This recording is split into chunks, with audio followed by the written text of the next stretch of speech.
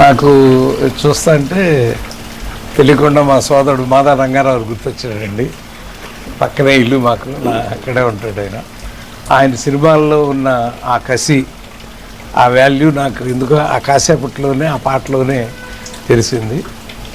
Title కూడా చాలా అద్భుతంగా ఉంది, పోలీసు వారి హెచ్చరిక అని. సో డెఫినెట్గా ఒక ఎర్ర జెండా వాళ్ళందరికీ నచ్చే సినిమాగా ఇది ఉంటుందని నేను విశ్వసిస్తున్నాను. చాలా రోజుల తర్వాత మళ్ళీ ఒక అద్భుతమైన సినిమాని, మా సినిమాలు నచ్చినటువంటి, అంటే మేము ఎర్రజెండా లేకుండా ఉన్నా కూడా ప్రజాస్వామ్యం అలాంటి సినిమాలు చాలా లైక్ చేసేవాడు. ఎందుకంటే ఆ ఆరా అలా ఉండేది.